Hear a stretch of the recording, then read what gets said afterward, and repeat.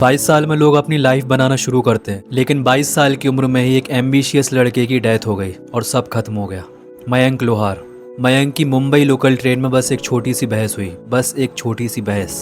According to reports, बहुत ज्यादा बारिश होने के कारण मयंक ने एक बंदे से बोला कि इतनी ज्यादा बारिश हो रही है तो डोर बंद कर लो। तो सामने वाले बंदे ने उसकी बात ना सुनते हुए उससे बहस करना स्टार्ट कर दिया और बहस करते करते वो अनकंट्रोल्ड हो गया और उसने मयंक पर चाकू से वार कर दिया और फिर कुछ ही पल में बहुत ज्यादा खून बहने के कारण मयंक की वहीं पर डेथ हो गई। One moment of anger can destroy an entire future, और उसका शिकार मयंक हो गया। लेकिन इस इंसिडेंट को सुन के आपका खून सिर्फ चाकू मारने वाले के लिए नहीं खोलना चाहिए, उस भीड़ के लिए भी खोलना चाहिए जो वहाँ सिर्फ तमाशा देख रही थी। आजकल जब भी कोई ऐसा इंसिडेंट होता है तो भीड़ बहुत जल्दी जमा हो जाती है और यहाँ ऐसा होता है कि everyone wants footage but no one wants responsibility. Video बनाने के लिए फोन निकालने में सेकंड्स लगते हैं, लेकिन हेल्प करने के लिए आगे बढ़ने में लोग 100 बार सोचते हैं। हर ट्रेजेडी के बाद लोग पुलिस को गाली देते हैं, सिस्टम को गाली देते हैं, और वो सही भी है। लेकिन सच ये है कि पुलिस बाद में आती है। सबसे पहला रिस्पॉन्स पुलिस या सिस्टम नहीं देता, वहाँ मौजूद लोग देते हैं जो उस वक्त वहाँ खड़े हुए थे, जो फैसला कर सकते हैं कि वहाँ खड़े होकर सिर्फ तमाशा देखना है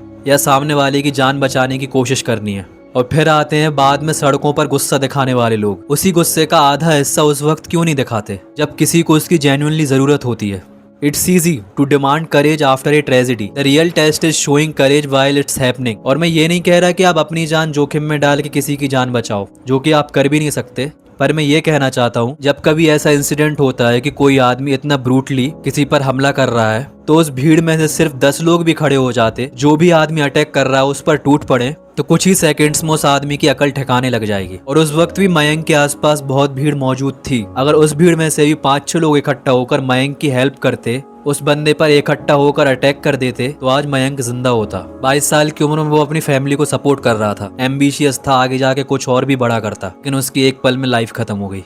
और एक बात और कि जब गुस्सा कैरेक्टर से बड़ा हो जाए और तमाशा जिम्मेदारी से बड़ा हो जाए तो हार सिर्फ एक किसी इंसान की नहीं होती, पूरे समाज की होती है। और मैं अपने सभी व्यूअर्स से रिक्वेस्ट करना चाहूँगा, अगर आप अपने घर से बाहर रहते हैं या अपने घर से बाहर जाके कहीं ट्रैवल करते हैं तो बाहर किसी से भी आर्गुमेंट करना अवॉइड ही करना। मानता हूँ कई बार हमारी गलती नहीं होती है, लेकिन हम नहीं समझ पाते कि सामने वाले के इंटेंशंस कैसे हैं, वो क्या सोच रखता है और क्या उसका अगला स्टेप होगा। आप सिर्फ बहस कर रहे हो पर उसका अगला स्टेप कुछ भी हो सकता है। शायद मयंक ने भी नहीं सोचा होगा कि इतनी छोटी सी बहस इतना ट्रेजिक अंजाम ले लेगी। और मैं मयंक की फैमिली से क्षमा चाहूंगा। यहाँ लोग भीड़ इकट्ठा करके प्रोटेस्ट करने को मर्दानगी समझते हैं, लेकिन इंस्टेंट हेल्प करने में ये नामर्द बन जाते हैं।